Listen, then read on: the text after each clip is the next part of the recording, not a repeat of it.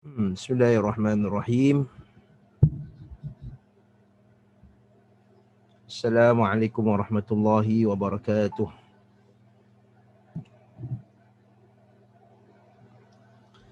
Alhamdulillahi rabbil alamin. Wa bihi nasta'in wa la 'udwana illa 'alal zalimin wa nusalli wa nusallimu ala habibina al-mustafa al-amin wa sayyidil ghurril muhajjalin wa imamil muttaqin wa ala alihi wa sahbihi wa man tabi'ahum bi ihsanin ila yaumiddin. اللهم علمنا ما ينفعنا وانفعنا بما علمتنا وارزقنا علما ينفعنا رب اشرح لي صدري ويسر لي أمري واحلل عقدة من لساني يفقه قولي ربي زدني علما وارزقني فهما والحمد لله رب العالمين. Tuan-tuan dan puan-puan rahimani wa rahimakumullah. Alhamdulillah, pagi ini kita kumpul sekali lagi untuk kita baca kitab Zadul Ma'ad fi Hadiyil Ibad. Kitab Zadul Ma'ad ini kitab berkenaan dengan sirah Nabi SAW. Dan kita pada tajuk yang terakhir sekali, kita bincangkan berkenaan dengan isu kita masih lagi dalam pengajaran ataupun hukum hakam fiqhiyah yang kita boleh dapati daripada kisah pembukaan kota Makkah. Dan pada tajuk terakhir sekali kita berhenti pada isu nikah mut'ah. Nikah mut'ah ini apa tuan-tuan? Nikah mut'ah ni ialah nikah kontrak, iaitu kita membayar mahar kepada seseorang itu, perempuan itu, wanita itu, untuk menikahinya pada waktu yang tertentu. Dan nikah mut'ah ini telah diharamkan oleh Rasulullah SAW pada peperangan pembukaan kota Makkah. Itu yang muktamad. Telah diharamkan pada pembukaan kota Makkah, yang sahih, itu pendapat yang sahih. Kerana ada juga yang berpendapat bahawa nikah mut'ah ini telah diharamkan pada perang Khaybar. Maka dalam kitab ini Imam Ibn Qayyim bawalah perbincangan tersebut. Dia kata kalau diharamkan pada peperangan pembukaan kota Makkah, macam mana pula boleh ada hadis riwayat Ali bin Abi Talib, yang Ali bin Abi Talib kata Nabi SAW telah melarang nikah mut'ah pada perang Khaybar, dan juga telah melarang daripada memakan daging keldai pada peperangan Khaybar. Bagaimana dengan hadis ini? Begitu jelas yang menyebut bahawa diharamkan pada perang Khaybar. Maka Imam Ibn Qayyim rahimahullahu ta'ala menjawab bahawa lafaz hadis yang lebih tepat lagi ialah disebut Nabi SAW melarang daripada nikah, daripada makan daging keldai pada perang Khaybar, dan mengharamkan nikah mut'ah.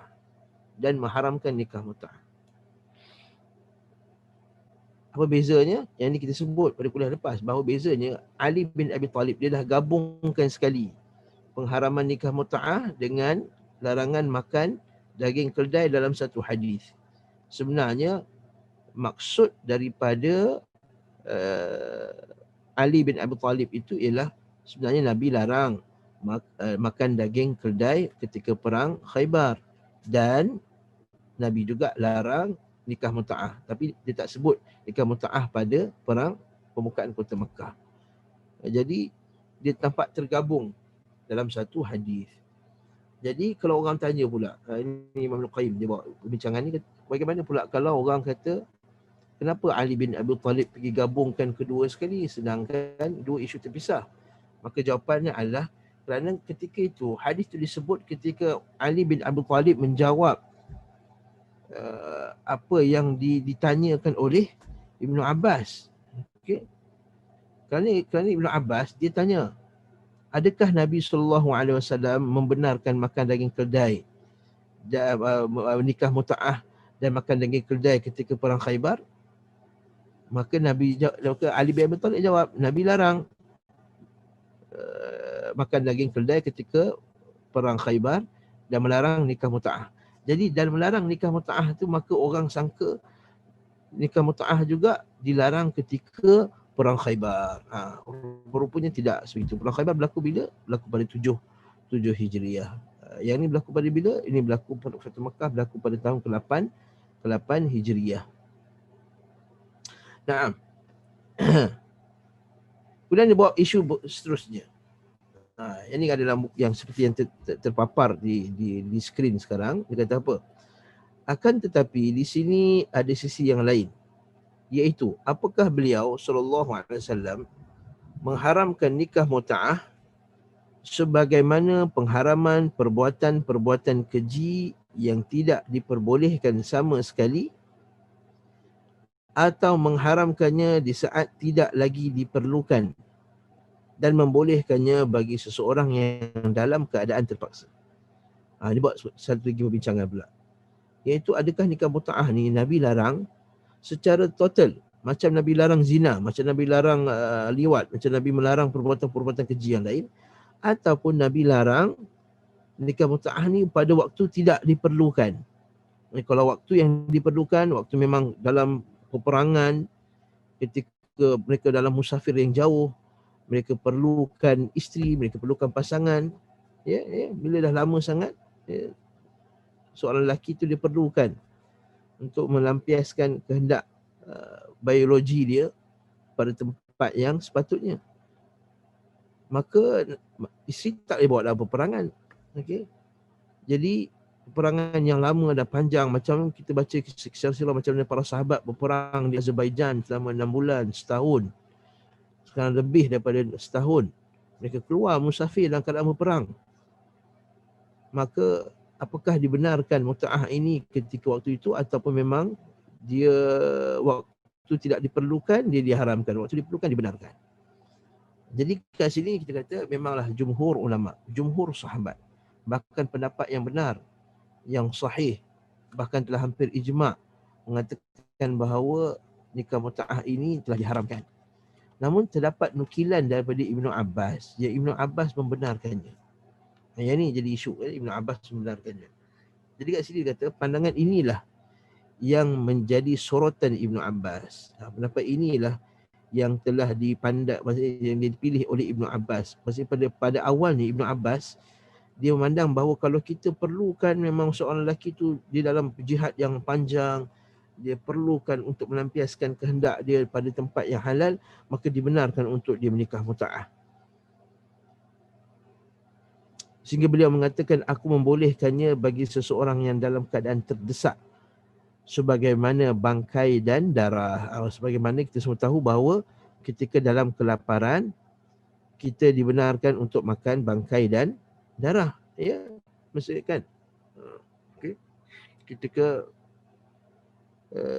faman turra ghaira baghin wala 'adin fala ithma 'alaih, kata Allah Subhanahu wa taala dalam Quran. Faman turra, siapa yang dalam keadaan terpaksa, ghaira baghin, bukan nak melampaui batas, wala 'adin, bukan untuk melawan perintah Allah Subhanahu wa taala, bukan untuk menentang perintah Allah taala, fala ithma 'alaih, maka tak bersalah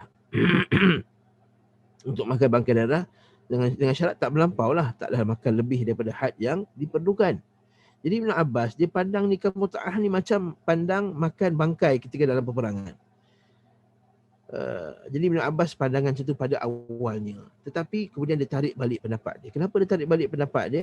Kat sini dia kata, baca kat sini. Dan ketika orang-orang yang melebarkan permasalahan, maksud tersebut, dan tidak hanya membatasinya pada keadaan darurat, maka Ibn Abbas menolak untuk memfatwakan pembolehan nikah mut'ah. Maka pada awal Ibn Abbas kata boleh, tapi bila Ibn Abbas tengok orang dah makin meluas-luaskan pula. Maksudnya bila ada istilah ketika, kan dia ada satu konsep dia tak jelas kat situ. Nikah mut'ah dibenarkan ketika diperlukan, ketika terdesak. Sekarang terdesak tu berbeza ikut orang masing-masing. Ada orang setahun, 2 tahun tak terdesak lagi dia boleh tahan. Ada orang seminggu dah terdesak. Ada orang 3 minggu dah terdesak. Ada orang sebulan dah terdesak. Jadi disebabkan tidak ada dhabit yang jelas. Dhabit maksudnya apa? Tidak ada penentu kaedah yang jelas. Maka ramai orang memperluas-luaskan perkara tersebut. memperluas-luaskan perkara tersebut. Ha. Bila orang dah luas-luaskan perkara tersebut, maka Ibnu Abbas pun dia pun tarik balik fatwa dia tadi. Kata tak boleh dah, bagi aku dah tarik balik fatwa tersebut sebab nampak darurat dia lebih besar kalau aku benarkan berfatwa dengan fatwa yang tersebut. Dekat sinilah tuan-tuan Allah, ada satu kaedah di dalam fiqh disebut idza tasa'a tadayaq. Bila orang itu bila orang meluas-luaskan, maka para ulama dia akan ambil pendapat untuk sempitkan. Bila orang duduk sempit-sempitkan satu pendapat tu, para ulama akan luas-luaskan perkara tersebut. Macam mana kaedah dia? Okay? Contohnya, bila orang terlampau mempersempitkan masalah kematian contohnya. Bila kematian dia mesti dengan yang telah ditetapkan, cara nak pakaikan kain kafan dengan cara yang telah ditentukan, maka telah sepit-sepitkan, maka para ulama kata tak sepatutnya buat dengan cara yang tak yang ditetapkan, kaedah-kaedah yang tak ditetapkan. Maka kita kena luaskan masalah ni. Kita kena luaskan masalah. Contoh lagi macam masalah zakat kan, masalah zakat. Bila zakat fitrah kan, zakat fitri lagi tepatlah. Zakat fitri, hari raya Aidilfitri. Maka bila sebahagian ulama dia kata hanya boleh pakai dengan beras, maka sebahagian ulama nampak benda tersebut akan menjadi susah kalau dipraktikkan secara meluas dekat Malaysia ni. Sebab apa? Sebab pertama nak tempat simpan beras, kedua macam mana nak agihkan beras, yang ketiga orang-orang miskin bukan hanya perlukan beras, dia perlukan juga benda-benda yang lain. Maka melihat kepada faktor-faktor yang ni, maka sebagai ulama dia lebih cenderung mengambil fatwa mazhab yang lain, bukan mazhab Syafi'i, ambil fatwa mazhab lain, iaitu boleh dibayar menggunakan menggunakan wang. Jadi dia luaskan sikit tersebut agar lebih ramai boleh terlibat dengan pembayaran zakat ini. Adapun bila orang terlampau meluas-luaskan sangat, maka ulama akan kontrol sikit supaya dia tak dapat dikontrol. Sebab itulah di kalangan para ulama, kenapa mereka mengambil pendapat dalam masalah musafir kan? Kenapa majoriti ulama dia ambil pendapat yang ada had yang tertentu dalam menentukan jarak pemusafiran. Jarak 2 marhalah. Nanti mazhab Syafi'i 2 marhalah, mazhab Hanbali 1 marhalah. Okey. Kenapa ada 2 marhalah? Kenapa 80 km? Pertama dengan nas, dengan dalil. Yang kedua, disebut oleh guru kami Syekh Sa'ad Khazlan, masa kami mengaji dulu dari Talib, ini cerita 10 tahun 8 tahun lepas mengaji di Madinah dulu. Dia disebut bahawa apabila satu kaedah itu tidak ada dhabit yang jelas, contohnya macam kita kata bila boleh musafir. Musafir tu bila kita anggap pada masyarakat kita musafir. Nampak tak? Dia tak ada kaedah yang jelas. Bila tak ada kaedah yang jelas, maka dia terdedah kepada manipulasi, salah guna dan seumpama dengannya. Jadi ada setengah orang bila dia kata saya pergi ke KL ke Bangi, dia dah KL ke Kajang, dia dah luar kawasan. Bagi aku dah kena musafir. Padahal ke Kajang tu lebih kurang 20 minit ataupun tak dianggap sebagai musafir. Okey, jadi apabila takut orang meringan-ringankan perkara ini. Macam saya pernah tengok satu pendapat tu, orang tu daripada seberang Pulau Pinang, dia pergi ke Pulau Pinang, dia masuk ke pulau. Orang seberang masuk ke pulau. Pulau ni dekat sangat-sangat dekat. Orang Penang tahulah dekat sangat. Berapa minit je. Okay. Panjangnya jambatan Pulau Pinang tu 13 km. Lebih kurang. Jambatan lama, jambatan baru 18 km. Jadi dekat saja jaraknya. Dah ada orang yang duduk kasar dan jamak. Jadi bila sesuatu pendapat itu terdedah kepada orang salah guna, meluas-luaskan pada tempat yang tak sepatutnya, maka kata dasar itulah para ulama kata satu pendapat yang mundhabit, yang tidak terdedah kepada orang meluas-luaskan pendapat tersebut, maka itulah ciri-ciri pendapat yang benar dalam fiqh ni para ulama sebut. Yang saya ingat Syekh Sa'ad Khazlan bila disebut pasal isu ni, dia tak ada kaedah yang mundhabit, tak ada kaedah yang tetap, maka dia akan terdedah kepada orang meluas-luaskan perkara tersebut. Lepas tu kita tengok dalam fiqh Syafi'i, kenapa dia sangat detail dalam sesuatu isu. Bahawa banyak airnya banyak mana, tinggi banyak mana, luas dia banyak mana, macam kita baca istinja, jarak dia banyak mana, nilai dia banyak mana. Begitu detail, begitu tetap, supaya apa? Supaya tidak terdedah kepada orang dia bermudah-mudah dalam masalah agama. Dan itulah kita dapati daripada apa yang Ibn Abbas buat ni. Jadi apa yang para ulama kita Syafi'iyah berpendapat dengan ambil bagus sekian, pendapat sekian, bagus pendapat sekian ni kerana apa? Kerana tak nak tengok pendapat yang macam ni lah. Sebab apa? Dia meluaskan. Macam kes nikah muta'ah ini. Jadi kat sini, sekali lagi kita baca, dan ketika orang-orang yang melebarkan permasalahan tersebut dan tidak hanya membatasinya pada keadaan darurat, maka Ibnu Abbas menolak untuk memfatwakan pembolehan nikah mut'ah. Dia menarik kembali pendapatnya. Demikian juga Ibnu Mas'ud radhiyallahu anhu termasuk yang berpendapat pembolehan nikah mut'ah dengan membaca firman Allah SWT, ya ayyuhalladzina amanu, wahai orang yang beriman, la tuharrimu tayyibati ma ahallallahu lakum, jangan kamu haramkan perkara yang baik yang Allah Ta'ala telah halalkan bagi kamu. Di dalam Sahihain, kenapa Ibnu Mas'ud ambil pendapat ni? Sebab dia kata apa? Dalam hadis Sahihain, Ibnu Mas'ud dia kata, janganlah kamu menghalang perkara yang Allah Ta'ala telah halalkan. Ini selagi tak ada dalil yang menghalang ni, maka kenapa kamu nak haramkan?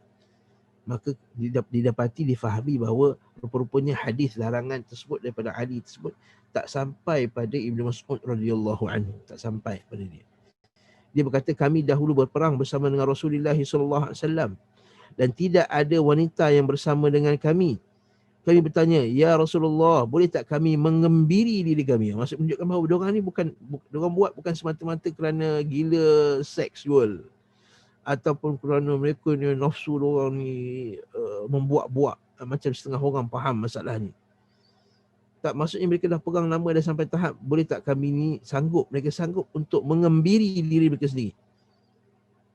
Apa maksud mengembiri? Tahu kan, maksudnya ialah memandulkan diri sendiri. Maksudnya supaya dah tak ada rasa perasaan untuk pergi perang. Tak ada perasaan untuk nak bersama dengan wanita, supaya kami boleh memberikan jiwa kami sepenuhnya kepada agama ini. Sampai begitu sekali Ibnu Mas'ud sanggup buat. Okey. Lalu beliau sallallahu alaihi wasallam melarang melakukan perbuatan tersebut, melarang kami melakukannya. Nabi laranglah, sebab apa? Memanglah dilarang kerana sebab apa? Sebab benda tersebut menukar. Kan, la'anallahu man ghayyara la'anallahu al-washimah wal mustawshimah wal wasilah wal mustaz al mughayyirati li khalqillah. Al mughayyirati li khalqillah. Kata Allah Subhanahu wa taala, la'anallahu al-washimah, la'na Allah ke atas orang yang washimah. Washimah ni apa? Washimah ni orang yang membuat tattoo. Wal wasilah, dan juga orang yang menyambung rambut. Wal mustausilah, okey, dan juga orang yang minta rambutnya disambung. Okey. Al mutafallijat, dan juga wanita-wanita yang mengasah giginya. Maksudnya apa? Giginya tu dia ratakan gigi dia. Dia ratakan gigi dia. Okey. Dia meratakan gigi dia. Macam meratakan gigi ni, iaitu dia gigi dia tak rata. Itu dia ambil asah, dia asahkan supaya cantik rata gigi tersebut. Tanpa ada sebab. Kalau orang tu dia ubah sebab mulut dia, gigi dia dah tak betul, supaya dia cakap pun dah tak betul dah, makhraj dia tak betul dah. Jadi dia pun pakai orang panggil braces untuk lurus, untuk elokkan gigi. Itu tak ada masalah. Tapi kalau dia buat semata-mata kerana kosmetik, itu tak boleh. Okey.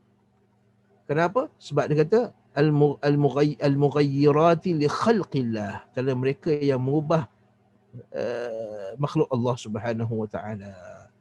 kan? Macam orang musyrikin. Okey. Orang musyrikin ni apa? Orang musyrikin ni dia lembu dia tu bila untuk dewanya dia akan cobek sikit, dia akan ubah sikit, dia akan ni sikit lembu tersebut. Allah Ta'ala kata wala udhillannahum wala umanniyannahum wala amurannahum falayubattikunna adhanal an'am wala amurannahum falayughayyirunna khalqallah. Syaitan kata apa? Wala udhillannahum, aku akan sesatkan mereka. Wala umanniyannahum, aku akan bagi harapan-harapan palsu pada mereka. Wala amurannahum, aku akan perintahkan mereka melanggar perintah, aku akan memerintahkan mereka agar apa? Agar tidak taat pada Allah Taala. Fala yubattikunna adhanal an'am, agar mereka merobek apa? Telinga binatang ternak mereka. Wala amurannahum, dan aku akan perintahkan mereka supaya apa? Fala yughayyirunna khalqallah, agar mereka mengubah ciptaan Allah Subhanahu Wa Taala. Ini ayat ni ayat yang sangat kuat, ayat surah An-Nisa. Kalau tuan nak tengok surah An-Nisa ayat 119. Ayat ni dalil yang jelas tidak boleh mengubah ciptaan Allah SWT. Tak boleh mengubah. Betul Nabi SAW bila Ibnu Mas'ud nak buat Allah Ta'ala, dia nak apa dia? Dia nak mengembirikan diri dia kerana Allah Ta'ala, kerana agama pun Islam larang. Kalau kita ikutkan baguslah dia mengembirikan, maksudnya tak. Sebab dia yughayyirunna khalqallah, diubah ciptaan Allah. Dan bagaimana pula kalau orang tu dia memotong kemaluannya kerana agama pun dilarang, bagaimana pula seperti yang berlaku zaman sekarang, transgender, orang yang mengubah jantina dia daripada lelaki, dia buat plastik, dia ubah jadi perempuan, dia ubah buah dada dia, rasa tak ada buah dada, dia buat buah dada, dia ubah bibir jadi bengkak, dia ubah tangan dia, dia potong tulang-tulang dia, ada yang tu dia dipotong tulang pinggulnya supaya nampak lebih ramping. Allah musta'an. Okey. Yang ni adalah benda yang sangat-sangat diharamkan oleh Allah Subhanahu Wa Taala. Begitulah. Oleh itu Nabi SAW larang dia daripada melakukan perbuatan tersebut, lalu Nabi membenarkan mereka. Jadi daripada mudarat mengubah kejadian Allah Ta'ala tu, maka Nabi benarkan mereka untuk menikah wanita dengan nikah muta'ah tadi, yang kita sebut nikah muta'ah tadi. Okey, memberi keringanan kepada mereka kami untuk menikah wanita dengan mahar pakaian hingga waktu yang ditentukan. Nampak ni yang kita nikah muta'ah tu. Okey. Tapi kena ingat zaman sahabat radhiyallahu taala anhum, mereka tak jadikan nikah muta'ah ni sebagai jalan pelacuran macam yang berlaku di Iran sekarang. Tuan-tuan boleh tengok dokumentari,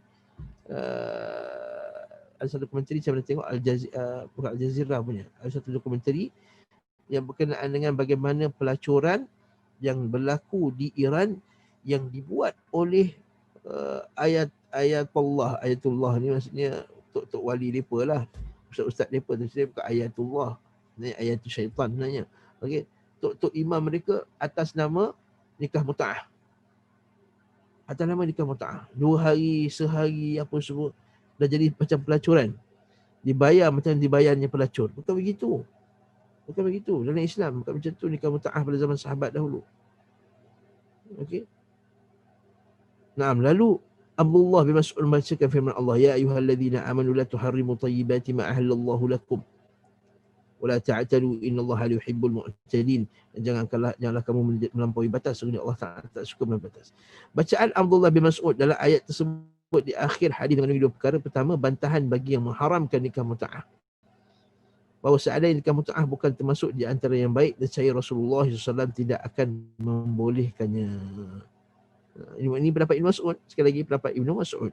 Kedua, bahawa yang beliau maksudkan adalah akhir ayat itu, iaitu bantahan terhadap yang membolehkannya secara mutlak, maka perlakuannya telah melampaui batas. Kerana Rasulullah SAW hanya meringankannya dalam keadaan darurat, ketika memang diperlukan di waktu peperangan. Nah, ini bezanya dengan yang berlaku di Iran sekarang. Nikah muta'ah telah dijadikan sebagai satu bentuk pelacuran. Sesiapa saja nak pergi boleh dapat, boleh ambil. Yang kedua, mereka salut pula mereka dengan agama. Sampai ada satu potongan video tu, seorang Tok Imam Syiah lah, dia kata sesiapa yang memuta'ahkan anak perempuan, memuta'ahkan diri je, maka bagi setiap titik titisan yang jatuh daripada dia mandi wajib kerana melakukan nikah mut'ah tadi akan tergugur satu dosa, akan dapat satu pahala, dia naik satu darjat, akan dapat satu bidadari dalam syurga. Lepas tu orang tanya, ya Syekh, boleh tak kau mut'ahkan anak engkau untuk kami? Terus mengamuk Syekh tersebut. Dia tahu pula betul menunjukkan bahawa nikah mut'ah tu yang diamalkan oleh orang Syiah tu bukan benda yang baik. Ya, saya pernah ingat sahabat kami di masa tu di Mekah tu. Kami hadiri pengajian sana, daurah di sana. Dia ni muka dia handsome lah, elok. Ada orang Iran approach dia. Orang Iran approach dia. Bawa dia naik kereta, kata nak pergi kat hotel kami apa semua. Kami nak ajak minum lah. Dia sembang-sembang. Cakap English. Orang Syiah cakap English. Dia cakap, bawa pergi hotel apa semua. Nak sekadar minum-minum teh lah. Mula-mula minum-minum teh, akhirnya lepas tu masuk on the way balik daripada hotel, dia dah hantar balik lah ke haram balik. Maka kebetulan masa tu ada banyak perempuan dekat belakang, macam kereta MPV tu tumpang sekali. Lalu dia kata, kamu nak tak mana-mana perempuan ni untuk dimuta'ahkan? Dia tahu perempuan-perempuan Iran kan cantik-cantik, Allahu Akbar. Dia cantik, putih kulit dia, macam dia antara Pakistan dengan Arab, di tengah-tengah, putih antara Arab Pakistan. Dia tak macam Hindustan, dia tak macam Arab, tapi di tengah-tengah. Cantik orang. Lalu dia offer, nak tak muta'ah? Dia kata, tapi kalau nak muta'ah, dia kena mengucap asyhadu anna aliyan wasiyullah. Aku bersaksi bahawa Ali itu adalah wasiullah. Wasi Allah Subhanahu. Maksudnya ialah apa? Iaitu pengganti Rasulullah. Pengganti wasi Rasulullah SAW. Wasiullah. Maksudnya apa? Pengganti bagi Rasulullah sallallahu alaihi wasallam. Dia kena bersaksi sebegitu. Nampak dah jadi apa? Dah jadi satu bisnes. Dia kata, untuk apa? Untuk tarikan. Betul, ramainya pemuda-pemuda yang jahil terhadap agama ini. Dia orang bawa kisah-kisah macam dia masuk ni kan, maka mereka pun terpengaruh. Mereka tak faham tafsir ni. Bila masuk ni larang daripada perbuatan-perbuatan yang nikah mut'ah bukan pada yang waktu yang sepatutnya. Innallaha la yuhibbul mu'tadin, la tuharrimu thayyibati ma ahallallahu lakum. Barang siapa yang meninggalkan nikah mut'ah di saat mukim dan banyak terdapat wanita serta memungkinkan untuk menikah secara normal, maka dia telah melampaui batas. Nampak? Barang siapa yang meringankan nikah mut'ah di saat mukim. Ini pendapat Ibn Mas'ud. Walaupun tadi dibenarkan, tapi dia bukan benarkan sewenang-wenangnya. Dan banyak terdapat wanita serta memungkinkan untuk menikah secara normal. Boleh menikah secara normal, maka dia telah melampaui batas dan Allah sama sekali tidak akan menyukai orang yang melampaui batas. Okey.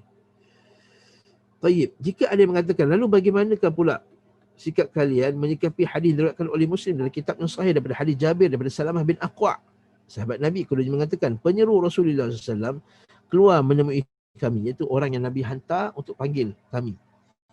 Lalu berkata, sungguh Rasulullah telah mengizinkan kalian untuk melakukan nikah mut'ah. Maka jawabnya, ini sebenarnya jawab ni balik ni, sebab nanti orang Syiah dia akan pakai hadis-hadis ni untuk justify perbuatan dia. Maka waktu buat tajuk ni sangat penting untuk kita mempertahankan diri, terutama sebagai ahli sunnah, untuk pertahankan diri kita daripada fitnah ni. Jadi jawabnya, bahawa kejadian tersebut terjadi di Fathu Mekah sebelum pengharamannya. Maksudnya apa? Hadis Nabi benarkan nikah mut'ah itu sebelum Fathu Mekah. Kena ingat zaman tu umat Islam sikit. Umat Islam sikit, tak ramai tuan-tuan. Itu dalam hadis sahih Muslim. Nabi kata, uhsuli man yalfadhul Islam. Kata Nabi SAW, wahai sahabat-sahabatku, tuliskan bagi aku senarai-senarai berapa orang nak masuk Islam. Maka sahabat kata, ya Rasulullah, atakhafu alaina wa nahnu baina 700 wa 600 wa 700. Ya Rasulullah, adakah kamu takut ya Rasulullah? Sedangkan kami ni, bilangan kami antara 6 ke 700 orang. Masya Allah, masa itu ada 6 hingga 700 orang saja orang Islam. Masa awal-awal Islam sampai dekat Madinah. 6 ke 700 orang. Okay. Dan wanita sikit. Bayangkan macam-macam cara dia. Wanita sikit dan semua dah ada suami masing-masing. Apa cara dia orang lelaki masa tu nak channelkan dia punya nafsu dia? Macam mana? Maka itulah Nabi SAW membenarkan nikah mut'ah. Benarkan nikah mut'ah. Lepas tu masa tu boleh kahwin dengan ahli kitab. Dan ahli kitab boleh terus sampai zaman sekarang. Ila akhiri. Jadi Islam ni agama yang ada solution. Dia bukannya bagi, biarlah kau dalam keadaan terdesak. Akhirnya yang itu yang berlaku, dia berzina di belakang. Ada ambil wanita akan dalam wala muttakhidati akhdan. Jangan kamu jadi kita tersebut ahli kitab tadi sebagai wanita-wanita simpanan kamu. Itu dalil. Kalau orang tanya, boleh tak, apa dalil tak boleh ada girlfriend? Itu dalilnya. Wala muttakhidati akhdan. Baca ayat tu, surah Al-Ma'idah. Ya, kalau anak-anak muda kita tanya, ayah, mak, apa dalil kita tak boleh girlfriend? Kita bukannya berzina pun. Baca ayat tu, wala muttakhidati akhdan. Dan jangan kamu jadikan wanita-wanita itu sebagai simpanan kamu yang kamu bersama dengan mereka tanpa kamu berkahwin dahulu. Jelas masalah ni. Okey, berarti Islam at least kalau ada perkahwinan walaupun masa tu mut'ah, dia ada kepertanggungjawapan semasa dalam pernikahan tersebut. Okey, dia bukannya macam yang berlaku sekarang nikah mut'ah kat Iran. Dia bayar, dia mut'ah dia apa 1 jam je ni mut'ah dia. Dia bayar 1 jam, lepas tu dia dah buat hubungan badan dengan orang perempuan tu. Kemudian dia pun dah belah. Dah itu 1 jam. Itu perzinaan. Itu namanya pelacuran. Itu bukan nikah mut'ah. Nikah mut'ah dia bayar dengan satu nilai dan dia jaga, bukannya lepas tu terus je. Tidak. Dan nikah mut'ah tak ada ke iddah? Nikah mut'ah ada iddah. Nikah mut'ah ada tak apa ni? Ada tak nafkah? Ada nafkah.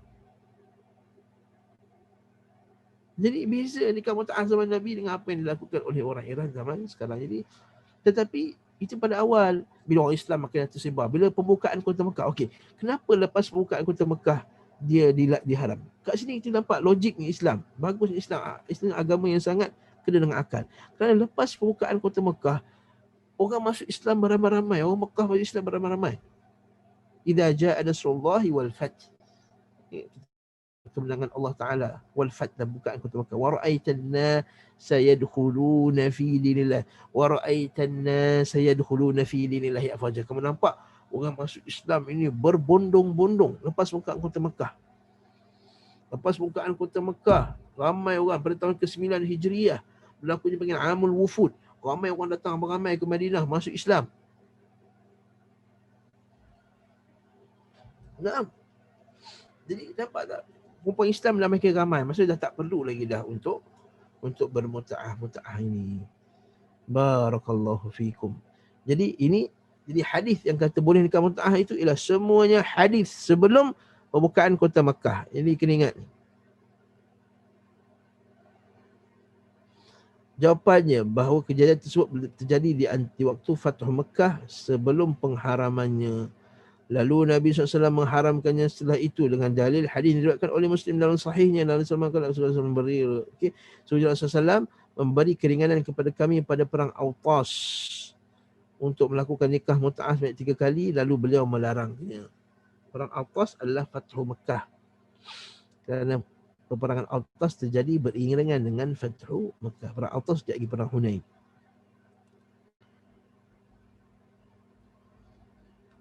Jika ada yang mengatakan, lalu apakah sikapmu terhadap hadis? Ini masih lagi. Dia jawab lagi. Macam mana pula dengan hadis tadi? Mula-mula hadis Ali, mula-mula hadis Ibn Mas'ud.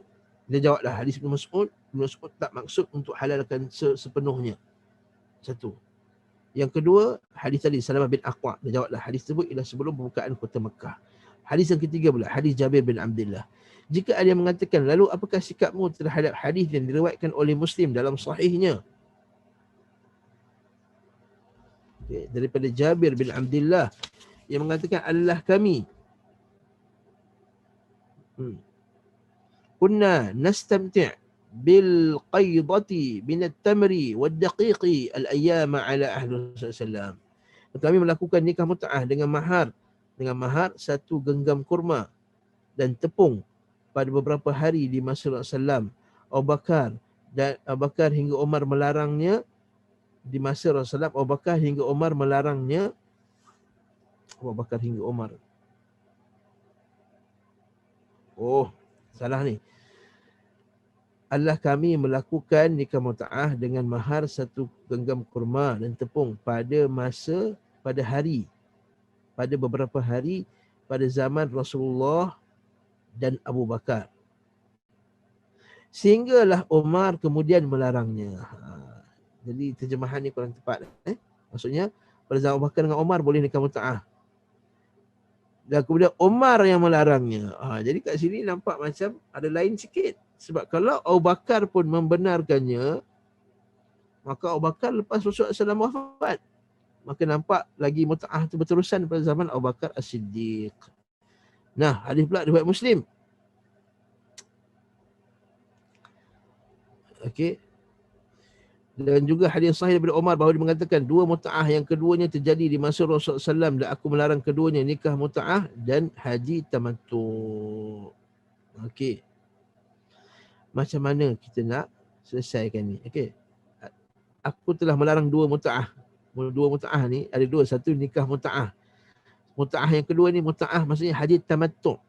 Tamattu' tu asal perkataannya tamatta'a ya tamatta'u. Tamattu'an wa mut'atan, mut'ah. Mut'ah tu maksud apa? Bersedap-sedap. Maksud mut'ah itu bersedap-sedap, berselesa-selesa. Sebab haji tamattu' dia bersedap-sedap. Kenapa? Kerana lepas dia buat umrah, dia boleh cabut kain ihram dia dulu kat Mekah. Jadi dia boleh bersama dengan isteri dia. Sampailah hari haji dia pakai balik, dia niat balik ihram. Itu maksudnya dia boleh relax lah. Kecuali kalau orang buat haji ifrat. Haji ifrat sampai-sampai kat Mekah je, maka dia dah buat tawaf apa semua, maka dia tak boleh cabut kain ihram dia. Maka dia masih lagi dalam larangan ihram sampai dia selesai haji. Naam. Jawabnya para ulama dalam masalah ini terbahagi pada dua kelompok. Kelompok pertama mengatakan sesungguhnya Umar lah yang telah mengharamkannya nikah mut'ah dan melarang kami. Sedangkan Rasulullah SAW telah memerintahkan untuk mengikuti sunnah para khulafa ar-rasyidin. Kelompok ulama ini tidak menganggap hadis Sabrah bin Ma'bad yang menyebutkan pengharaman nikah mut'ah pada Fathu Mekah sebagai hadis yang sahih. Kerana berasal dari jalan Abdul Malik bin Ar-Rabi' bin Sabrah dari bapaknya, dari datuknya. Adapun Ibn Ma'in telah memperbincangkannya, sedangkan Al-Bukhari tidak mencantumkan hadis tersebut dalam sahihnya, padahal ini itu sangat diperlukan. Di dalam hadis tersebut termasuk salah satu dasar dari dasar-dasar Islam. Sekiranya hadis tersebut sahih menurut pendapatnya, dia tidak akan bersabar, dia tidak akan tunggu lagi untuk meriwayatkannya dan berhujjah dengan hadis tersebut. Mereka mengatakan sekiranya hadis Sabrah itu sahih, tentulah tidak ada tersembunyi dari Ibn Mas'ud hingga dia meriwayatkan bahawa mereka para sahabat telah melakukan nikah mut'ah. Ini hujah dia lah. Dia kata, pertama, kenapa dia kata memang Umar yang larang nikah mut'ah ni, bukan Nabi. Dalilnya apa? Pertama, dia kata hadis ni lemah. Hadis Sabrah ni, Sabrah bin Ma'bad yang kata Nabi melarang nikah mut'ah pada pembukaan kota Mekah. Okey. Jadi itu hujah mereka. Kemudian Ibn Mas'ud berargumen dengan ayat di atas. Juga seandainya sahih, tentulah Umar tidak akan mengatakan bahawa nikah mut'ah telah dilakukan di masa Rasulullah SAW dan aku melarangnya. Takkanlah Umar kata aku melarangnya kalau benda tu memang telah dilarang oleh Rasulullah. Maka kenapa perlu Umar kata aku telah melarangnya? Dan bahkan memberi sanksi bagi pelaku, telah menghukum bagi orang yang melakukannya. Bahkan semestinya dia mengatakan bahawa beliau SAW telah mengharamkannya dan melarangnya. Mereka mengatakan seandainya sahih, tentu nikah mut'ah tidak akan dilakukan di masa As-Siddiq, Abu Bakar As-Siddiq, yang merupakan khilafah nabawiyah yang sebenar-benarnya. Jadi hujah ni. Banyak hujah ni. Okey. Kuat juga nampak hujah ni. Betul tak? Hujah dia Imam Bukhari tak riwayatkan dalam sahih. Okey. Yang kedua, kenapa Umar yang kata dia yang larang? Kalau Nabi yang larang, mesti dia kata Umar kata Rasulullah SAW telah larang. Yang ketiga, dilakukan pada zaman Abu Bakar As-Siddiq, zaman sebaik-baik manusia selepas Rasulullah SAW. Jadi tiga hujah ni sangat kuat ni. Kita nak bantah balik ni. Okay. Kelompok yang keempat kata hadis Sabrah itu tak sahih lah. Yang kelompok kedua pendapat bahawa hadis Sabrah adalah sahih. Sekiranya hadis Sabrah tidak sahih, maka hadis Ali yang menyebut-nyebut bahawa Rasulullah SAW telah mengharamkan nikah mutlak adalah hadis yang sahih. Maka haruslah memahami bahawa hadis Jabir, bahawa yang dia khabarkan tentang nikah mut'ah dan yang melakukannya sebelum sampai kepadanya tentang pengharaman nikah mut'ah. Jadi kita faham bahawa hadis Jabir, Umar larang ni ialah Umar larang bagi orang yang tidak sampai padanya lagi pengharaman nikah mut'ah tu. Bahkan Umar pun larang. Dan pengharaman tersebut berjumlah tersebar meluas sehinggalah pada zaman Umar. Belum tersebar luas. Jadi bila zaman Umar menyebar luaskan hukuman larangan tersebut, maka orang sangka Umar lah yang telah mengharamkannya. Sedangkan Umar yang telah memfamouskan larangan tersebut. Saya guna bahasa memfamouskan. Telah memasyhurkan, telah menyebarkan larangan tersebut. Jadi seolah-olah orang nampak macam Umar yang first dulu larang benda tersebut. Nah, tidak. Okey. Jadi ketika terjadi pertentangan tentang nikah mut'ah, barulah ditampakkan pengharaman dan tersebar luas. Dengan demikian hadis-hadis yang menyebutkan perihal nikah mut'ah akan bersesuaian. Maka kita akan boleh gabungkan semua hadis-hadis tadi, maka tidak ada saling pertentangan. Jadi itulah kesimpulannya. Barakallahu fiik. Pasal nikah mut'ah. Jadi kesimpulannya nikah mut'ah dilarang. Nombor satu, dalam Islam. Pertama kita susun dulu maklumat yang cantik. Pertama, nikah mut'ah ia dibenarkan pada awal-awal Islam. Yang kedua, nikah mut'ah di dalam awal Islam bukanlah seperti pelacuran yang berlaku pada zaman sekarang. Nikah mut'ah dalam zaman Islam dahulu mereka ada tanggungjawab ke atas wanita tersebut. Yang ketiga, larangan tersebut, kebenaran untuk menikah mut'ah itu telah ditarik atau telah dilarang untuk melakukan nikah mut'ah pada pembukaan kota Makkah. Yang larangan tersebut pada awalnya tidak tersebar. Oleh itu orang menyangka bahawa pada zaman Abu Bakar masih lagi dibenarkan nikah mut'ah. Yang kelima, Umar Al-Khattab telah memasyhurkan, telah menyebarluaskan larangan tersebut. Yang keenam, jadi orang telah perbuatan Umar itu telah menyebabkan orang telah salah sangka bahawa Umar lah yang pertama sekali telah melarangnya. Itu 7 poin yang kita boleh buat kesimpulan daripada isu nikah mut'ah ini tadi. Okey. Barakallahu fikum. Seterusnya. Kandungan fiqh lainnya adalah kisah Fatu Makkah. Daripada kisah ini ialah bolehnya seorang wanita memberi jaminan keamanan dan perlindungan kepada seorang laki-laki atau dua orang laki-laki. Maksudnya orang perempuan boleh dijamin, boleh dhamin. Okey. Ijaratul mar'ah. Perempuan boleh defend. Okey, beri perlindungan kepada seorang laki-laki atau dua orang laki-laki. Sebagaimana Nabi SAW memberi perlindungan atas jaminan keamanan Ummu Hani kepada kedua iparnya. Ummu Hani adik-beradik Ali bin Abi Talib. Adik-beradik Ali bin Abi Talib. Ummu Hani. Okey. Tahu kan kisah Ummu Hani yang masa Nabi pembukaan kota Makkah tu, Nabi tumpang kat rumah dia dan Nabi mandi, Nabi solat. Nabi mandi dan Nabi solat duha dekat rumah Ummu Hani ni bagi kedua iparnya. Kandungan fiqh berikutnya, bolehnya membunuh seorang yang murtad. Yang kemurtadannya sangatlah keras tanpa memintanya untuk bertaubat.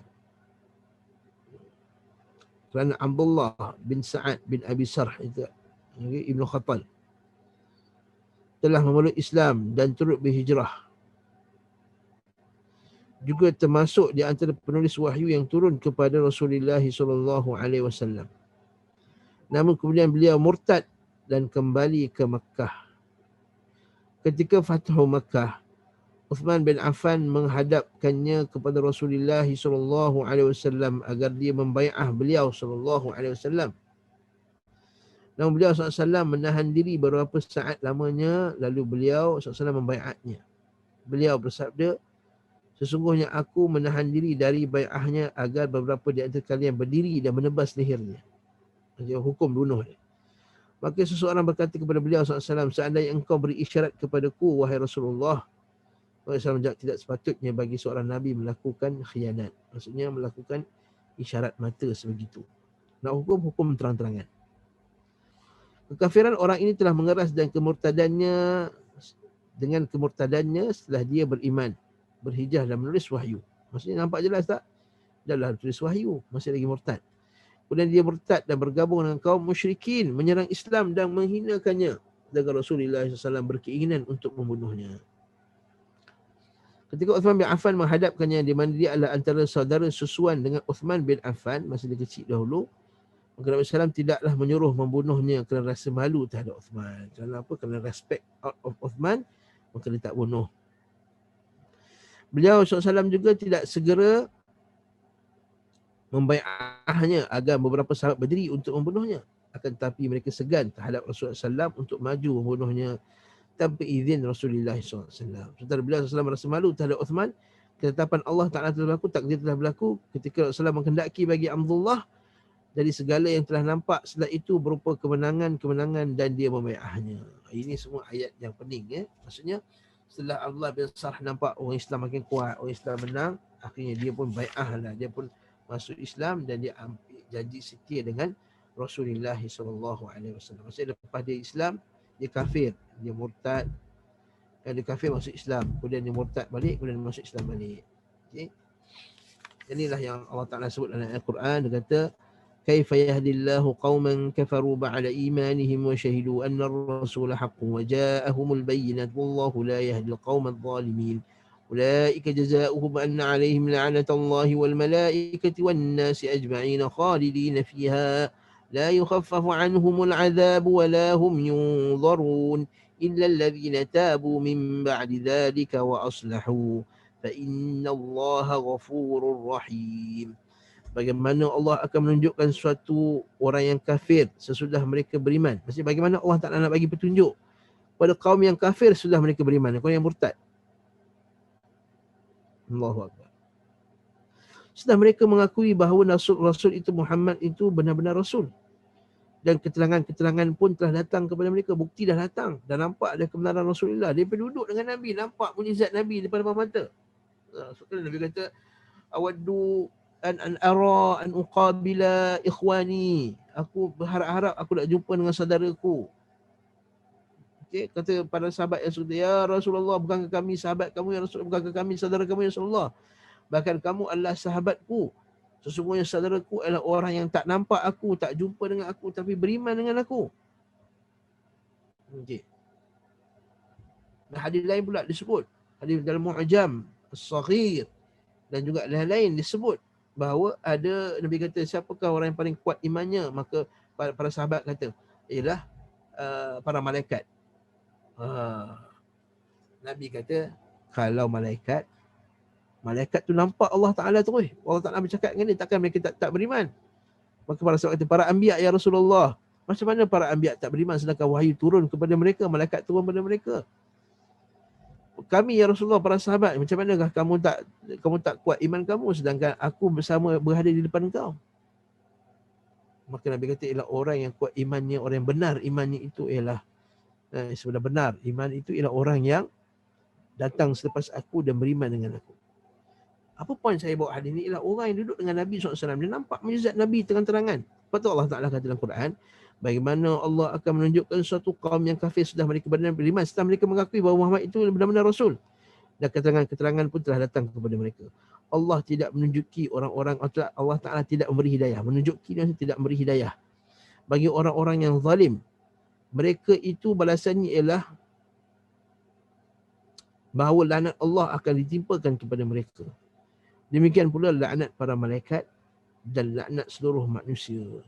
Mereka kekal di dalamnya, tidak diringankan siksa dari neraka, dari mereka, itu azab di neraka lah. Dan tidak pula mereka diberi tangguh kecuali orang-orang yang taubat. Ini Abdullah bin Sarh ni taubat. Kecuali orang yang taubat sudah kafir itu dan mengadakan perbaikan, wa aslahu, dan melakukan perbaikan. Nampak ni, orang yang taubat dan melakukan perbaikan. Orang yang taubat, dia tak boleh sekadar taubat, aku dah taubat dah. Dia kena baik, dia kena berubah, dia kena berlaku wa aslahu, dia kena islah. Dan ayat lain pula wa bayyanu, dia kena jelaskan pula. Kalau dia tu dulu dia punya kekufuran dia tu yang menyesatkan orang ramai, maka dia kena jelaskan pula pada orang ramai tentang kesesatan agama yang dia telah pegang. Dan sesungguhnya Allah Maha Pengampun lagi Maha Penyayang. Sabda beliau, tidak sepatutnya bagi seorang Nabi melakukan khianat, iaitu bahawa yang zahir dari Nabi tidak menyalahi yang apa yang dalam batinnya. Semua tidak akan menyalahi nampak. Bila hukum dan perintah Allah telah dipenuhi, maka tidak boleh untuk menyembunyikannya, melainkan beliau selalu menjelaskannya, mengumumkannya, menampakkannya. Wallahu ta'ala alam bis-shawab. Selesailah perang pembukaan kota Mekah. Sampai berbulan-bulan, tak silap dekat 4-5 bulan juga kita baca kisah pembukaan kota Mekah ini, dekat hampir 6-7 bulan. Lama kita baca kisah pembukaan kota Mekah ini. Maka kita nak masuk ke peperangan seterusnya pula, perang Hunain. Perang Hunain, Masya Allah, juga dinamakan perang Autas. Autas ni dengan hamzah dan waw. Autas, ta alif sin, Autas. Hunain dan perang Autas. Naam. Keduanya adalah tempat yang berada di antara Mekah dan Taif. Mekah dan Taif ni tuan-tuan boleh bayang ke Mekah dengan Taif ni? Saya ada ambil gambar sikit. Okay. Mekah dengan Taif ni. Okey. Ini gambar map sikit. Okey. Mekah. Okay, tengok ni gambar ni. Mekah dengan Taif.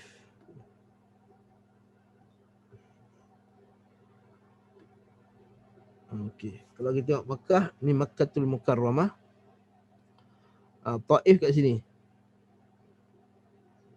Okey, Taif ni sekitar 100 lebih kilometer lah. Okey. Sekitar 100 lebih kilometer jugalah Taif. Okey, Taif. Taif ni kawasan tinggi, tuan-tuan. Taif ni kawasan yang tinggi. Saya tak share. Nampak okey, sorry. Kat sini nampak dah. Kawasan Taif, Ji'ranah. Nama Ji'ranah Taif. Okey. Jadi Taif ni dekat selatan jugalah, selatan daripada Makkatul Mukarramah, selatan. Jadi kawasan yang lebih sejuk. Orang Arab Saudi, dia kalau musim panas, dia akan pergi ke Taif ni. Dia akan pergi ke Taif.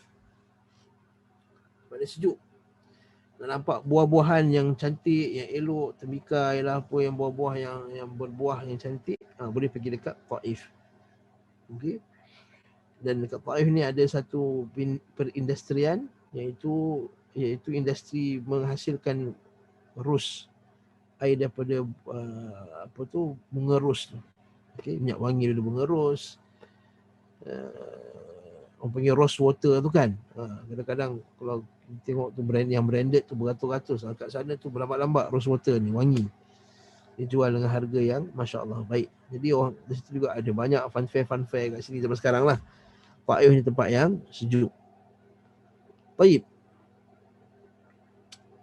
Taif ni masa tu belum lagi di bawah orang Islam, belum lagi di bawah orang Islam punya penguasaan. Jadi banyak ada kabilah-kabilah yang masih lagi memusuhi Islam, kabilah di kalangan orang-orang musyrikin dan juga orang Arab yang ganas daripada Arab kaum Mudar. Ada satu Arab yang ganas namanya kaum Mudar. Yang kalau kita baca hadis sahih Muslim, kabilah-kabilah yang kecil ni sangat takut akan puak Mudar ni, sebab mereka ini yang sangat kejam. Jadi keduanya adalah tempat di mana Mekah dan Taif. Sehingga perang yang terjadi dinamakan sesuai dengan nama tempat kejadiannya. Juga dinamakan dengan perang Hawazin. Kenapa? Kerana puak yang lawan dengan Nabi itu ialah puak Hawazin. Hawazin. Kerana mereka lah yang datang untuk memerangi Rasulullah SAW. Ibn Ishaq mengatakan ketika kaum Hawazin mendengar khabar tentang Rasulullah SAW dan khabar bahawa Allah telah memenangkan beliau SAW di atas Makkah, maka kabilah Mudar dan Ju'sham seluruhnya berkumpul. Yang disebut tadi kan, Mudar. Sebab itulah bulan Rejab sampai kejamnya puak Mudar ni, Sampai mereka ini akan bunuh semua kabilah-kabilah yang lain yang lebih kecil daripada mereka. Cuma puak Mudhar ini dia ada satu kepercayaan. Dia ada satu perangai. Maksudnya dia mengagungkan bulan Rejab lebih daripada bulan-bulan yang lain. Ini puak Mudhar. Dia agungkan bulan Rejab lebih daripada bulan-bulan yang lain. Lepas tu bila bulan Rejab, puak Mudhar ni dia akan berhenti berperang, dia tak ada lagi nak merompak, dia akan duduk diam je. Kononnya beribadah kepada Allah Subhanahu wa taala. Sehinggalah nama bulan Rejab itu telah melekat pada puak Mudhar ni. Sampai Nabi kata bulan-bulan haram dalam Islam itu ialah Zulqaidah, Zulhijjah dan Al-Muharram. Yang tiga yang bersambung. Kemudian ada satu yang jarak, iaitu bulan Rajab. Bulan Rajab. Okey. Naam. Jadi mereka mengagungkan bulan Rajab tu lebih daripada yang sepatutnya. Sebab itulah zaman Umar Al-Khattab radhiyallahu anhu, bila orang musyrikin bila ada sebahagian orang Islam dia mengagungkan bulan Rejab tu lebih daripada sepatutnya. Apa yang mereka buat? Mereka pergi berpuasa dan mengagung-agungkan bulan Rejab. Mereka berpuasa sebagai pengagungan pada bulan Rejab. Bukan sebab nak ikut sunnah Nabi SAW, bukan sebab puasa Isnin Khamis, bukan sebab nak puasa banyak 3 hari, bukan. Mereka berpuasa semata-mata niat mereka itu untuk mengagungkan bulan Rejab. Lalu Umar Al-Khattab pun datang dan pukul tangan-tangan mereka. Umar Al-Khattab kata, berbukalah wahai Rajabiyun. Berbuka puasalah wahai Rajabiyun. Wahai orang yang mengagungkan bulan Rejab, berbukalah. Wahai orang mengagungkan bulan Rejab, berbukalah. Maksudnya apa? Umar Al-Khattab larang daripada buat bid'ah mengagungkan bulan Rejab. Sebab itulah hadis yang sebut berkenaan dengan Rejab itu syahrullah. Rejab itu bulan Allah. Wa Sya'ban syahri. Dan Sya'ban ialah bulanku. Wa Ramadan syahru ummati. Dan Ramadan itu bulan umatku. Itu tidak benar. Itu tidak sahih sama sekali. Okey? Tidak ada dalil yang menunjukkan keagungan bulan Rejab secara khusus. Melainkan bulan Rejab ini termasuk daripada bulan-bulan yang haram dalam Islam. Jadi puak Mudhar ni kejam. Jadi dia pun berkumpul juga Sa'ad bin Bakar dan juga beberapa orang daripada Bani Hilal, namun mereka minoriti. Dari kabilah Qais Ailan tidak ada yang turut serta selain mereka, sedangkan yang tidak hadir dari Hawazin adalah Bani Ka'ab dan Bani Kilab. Ini kisah dia lah. Dari kabilah Ju'sham yang tidak hadir hanya Duraib bin Al-Sammah, syekh tua yang tidak memiliki apapun selain pengetahuannya terhadap peperangan. Dia adalah seorang yang berani dan berpengalaman. Dari Bani Thaqif pula, 2 petinggi mereka iaitu orang besar di kalangan sekutunya, iaitu Qarib bin Al-Aswad dan Malik Subai bin Al-Harith, dan saudara mereka Ahmar bin Al-Harith. Persekutuan mereka diserahkan di bawah pimpinan Malik bin Auf Al-Nasri. Okay, ketika mereka telah bersepakat untuk merangkap menuju Rasulullah SAW, mereka pun telah membawa serta anak harta benda, isteri, anak-anak. Tak kala mereka berada di Autas, mereka pun berkumpul. Di antara mereka adalah Duraib bin As-Sammah. Ketika dia turun, dia bertanya, kalian telah berada di lembah mana? Mereka jawab, di lembah Autas. Okey. Dia kata, tempat yang terbaik untuk kuda. Tidak terdapat bukit yang berbatu dan lembah yang gembur.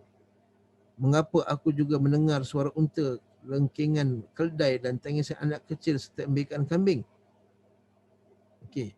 Mereka menjawab, masa Duraib bin Sammah ni datang, dia kata, apa ni?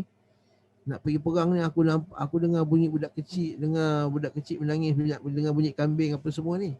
Maka Bani Malik bin Auf, daripada kabilah yang satu lagi, dia kata apa? Mereka menjawab, Malik bin Auf dia datang bersama dengan orang tu bawa isteri-isteri dan harta benda. Mana Malik ni? Dia Malik, dia pun dipanggil.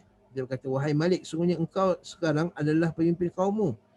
Kejadian ini adalah penentu yang akan terjadi pada hari selanjutnya. Mengapa aku mendengar suara unta, lengkingan keldai, iaitu pekikkan keldai, tangisan anak kecil dan embikan kambing? Mereka menjawab, aku dan orang turut sekali membawa anak-anak, isteri dan mengapa. Mengapa dia kata, aku ingin menempatkan di belakang setiap orang keluarganya dan hartanya. agar dia berperang untuk mempertahankannya. Masya Allah. Duraid berkata menanggapinya, membatasnya. Seorang pengembala kambing demi Allah. Maksudnya mereka ni percaya ke Allah kan? Dia sebut banyak kali dah bahawa orang musyrikin Mekah ini dan juga kabilah-kabilah Arab yang lain mereka beriman kepada Allah. Tapi iman mereka dicampur dengan syirik. Iman mereka dicampur dengan syirik dengan apa? Dengan menyembah berhala. Ini kena faham masalah ni. Okay, bagi orang yang pertama kali datang, kata orang Arab masa tu dah percaya kepada Allah, tapi mereka mensyirikkan Allah Subhanahu Wa Taala. Sama juga macam orang Kristian, dia kenal Allah Taala, tapi mereka telah mensyirikkan Allah Subhanahu Wa Taala dan telah berikan sifat yang tak sepatutnya pada Allah Subhanahu Wa Taala. Begitu juga dengan orang yang jadi seorang pengembala kambing demi Allah, dan apakah sesuatu akan mengembalikan keadaan seseorang yang kalah? Dan sesungguhnya jika hal tersebut dapat memberi manfaat bagimu, tidak lain hanyalah seorang lelaki dengan pedang dan tombaknya. Tapi jika menjadikanmu kalah, maka akan menjadi coreng di hadapan keluarga dan harta bendamu. Dia kata, kenapa kamu bawa isteri dan anak-anak? Dia kata, kalau kita perang cukuplah, orang lelaki saja. Kan? Dia kata, kalau kau kalah depan isteri dan anak-anak, bukankah itu akan memalukan kau? Kan? Malulah. Depan anak-anak kamu kalah. Rabb menunjukkan, apakah kalian lakukan oleh Bani Ka'ab dan Kilab? Dia kata, sungguhnya tidak ada seorang pun di kalangan mereka yang turut serta. Dia kata, maka hilanglah ketajaman. Maksudnya hilanglah kejantanan. Atau ketajaman dalam peperangan ni lah. Maksudnya orang ni tak ada susah lah. Okay? Sebab puak ini, iaitu puak Ka'ab bin Kilab ni pandai berperang. Dan kesungguhannya, kerana sesuatu hari terdapat kemenangan dan keunggulan, maka Bani Ka'ab dan Kilab tidak akan menghilang, tidak hadir. Sebenarnya aku mengharapkan kalian melakukan apa yang dilakukan oleh Ka'ab bin Kilab. Sebagai di antara kalian yang turut serta, dia kata Bani Amr bin Auf dan Amr bin Amir. Duraid berkata, keduanya itu unta tua, dah tua dah dari Bani Amir.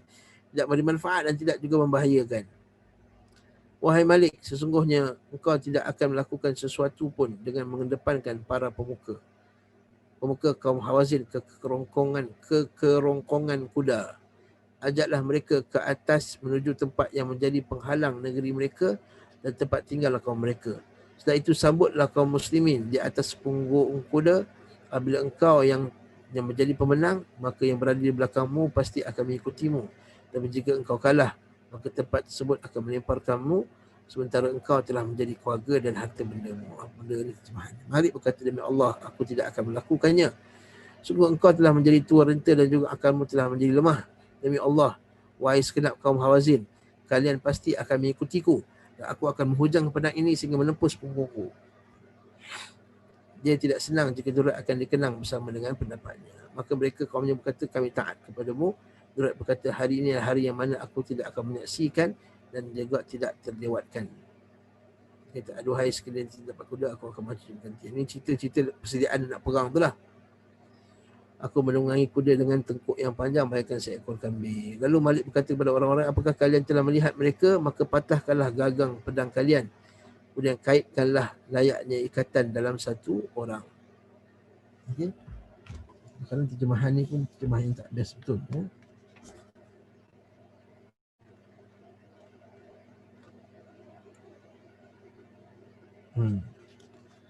Maka patahkanlah gagang pedang kalian. Maksudnya patahkan apa dia? Patahkan sarung pedang kalian. Okey, patahkanlah, dia kata jufunu syufikum. Kenapa? Sebab apa? Supaya lawan sampai habis lah. Maka tak ada lagi nak simpan pedang lagi dah. Lawan sampai habis. Thumma shuddu shiddata rajulin wahidin. Kemudian kamu ikatlah dengan ikatan satu orang. Kuatkanlah kamu punya pedang itu. Ikat pada tangan kamu bersungguh-sungguh. Maksudnya untuk lawan lah. Lalu dia mengirim beberapa orang pengintai dari kaumnya untuk spy. Kemudian mereka mendapati mereka kembali mendatangi di mana mereka telah tercerai berai. Dia berkata, celaka kalian, apa dengan kalian? Mereka berkata, kami telah melihat orang yang pakai baju putih berada di atas kuda belang. Demi Allah, kamu tidak akan berpegang dengan pendapatmu. Demi Allah, tidak itu menyurutkan dia dari hadapannya hingga dia melakukan apa yang dikehendaki. Terjemahan dia lemah sikit. Dia sebenarnya dia hantar, dia kata apa, Fa'atauhu wa qad tafarraqat awsalahum. Maka dia hantar spy. Bila spy tu tengok ada ramai tentera-tentera baju putih, dia kata dia tengok apa askar dia tak ready ni, dia kata. Dia kata celaka kalian. Apa kaitan kalian kata? Dia kata aku nampak ada orang pakai baju putih di atas kuda yang berbelang. Al-khailin bulqin. Kuda yang berbelang lah. Okey, kuda yang berbelang. Bateri Ustaz macam nak mati. Oh ya. Bateri laptop.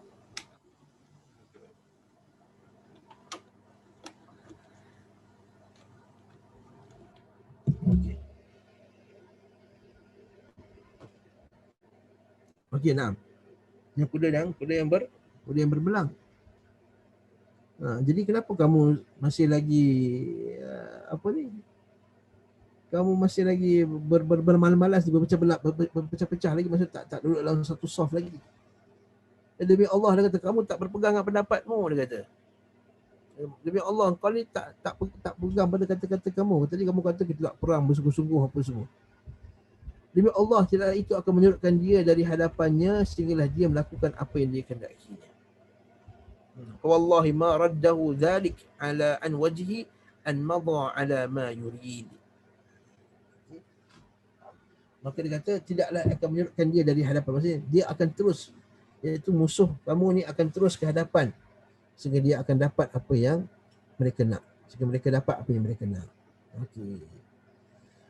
Jadi ketika Nabi Allah Subhanahu Wa Taala itu Nabi SAW mendengar tentang mereka, beliau mengutus Abdullah bin Abu Hadrat Al-Aslami. Beliau menyuruhnya menyusup di tengah-tengah mereka, berada di antara mereka sehingga mengetahui khabar tentang mereka. Kemudian dia kembali menjumpai beliau SAW dan mengabarkan tentang berita mereka. Maka berangkatlah Ibnu Abi Hadrat.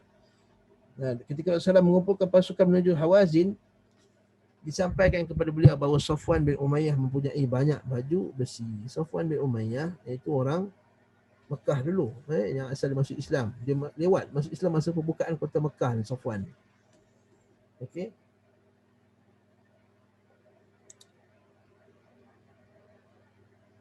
Naam.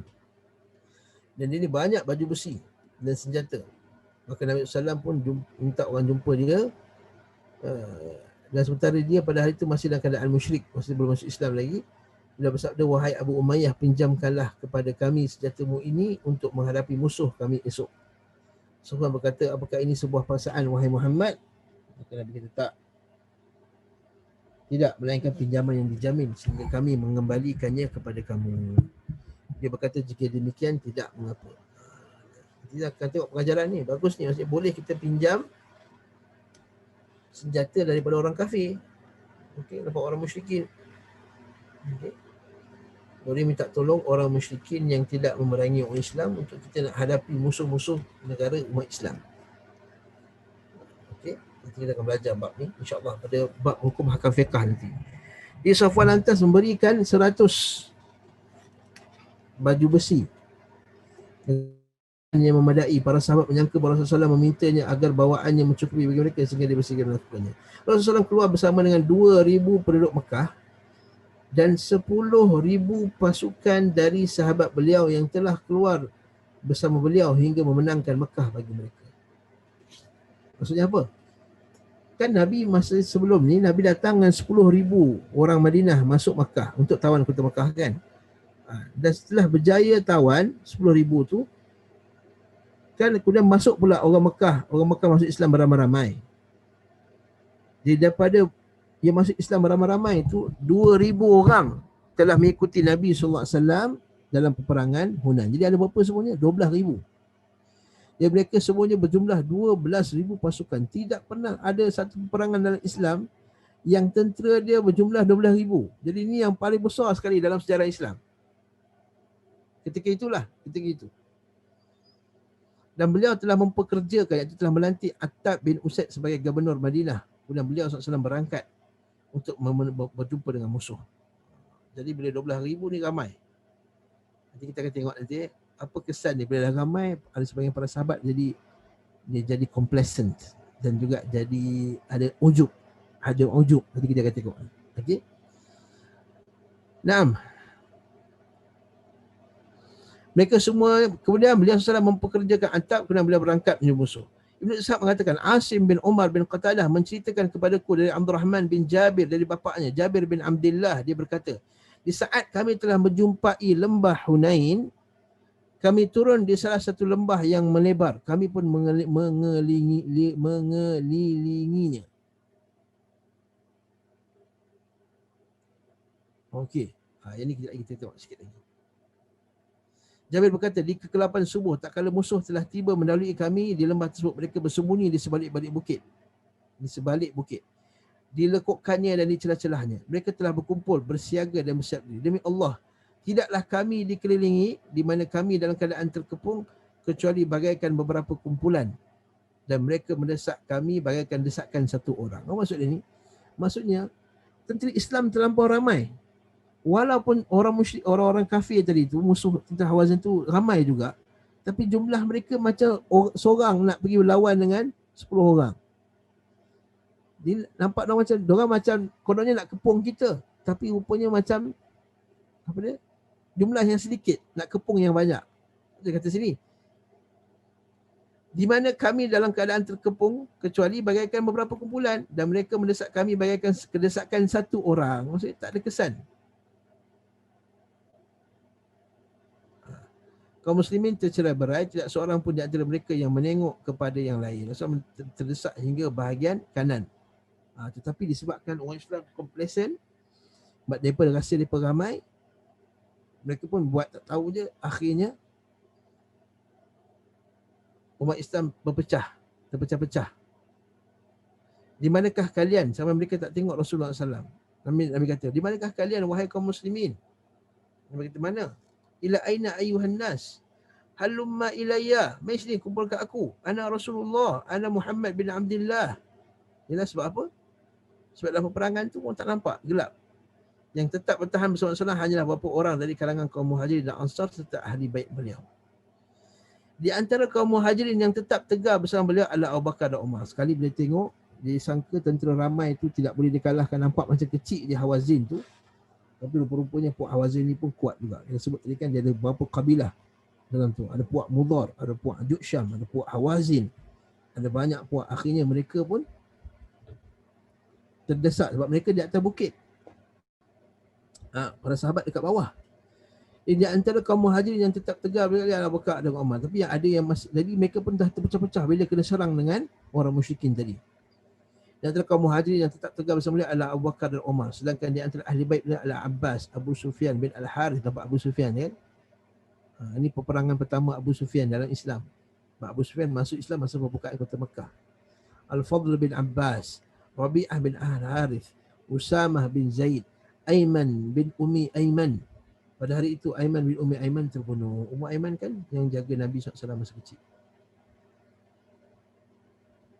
Jabir melanjutkan, seseorang dari kaum Hawazin yang berada di atas unta merah, pada tangan terdapat bendera hitam yang berada pada ujung tombaknya. Dia berjalan di depan kaum Hawazin, sementara kaum Hawazin berada di belakangnya.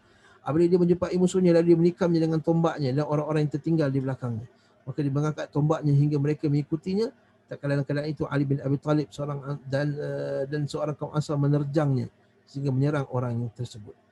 Jabir melanjutkan, lalu dia mendatangi dari arah belakang. Dia memukul kedua urat tumit untanya sehingga dia terduduk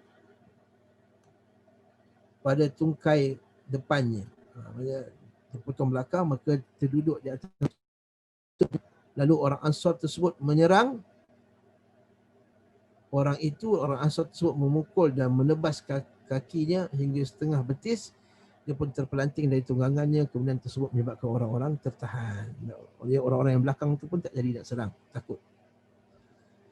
Jabir melanjutkan, tidaklah orang-orang yang kembali dari kekalahan mereka sehingga mereka mendapati banyak tawanan di sisi Rasulullah SAW. Okey. Ibn Ishaq mengatakan, ketika kaum muslimin terdesak dan penduduk Mekah yang berperilaku kasar menyertai Rasulullah SAW melihat kekalahan tersebut. Tak sempat nanti kita akan sambunglah pada kuliah akan datang. Masalahnya kuliah akan datang ni bulan depan.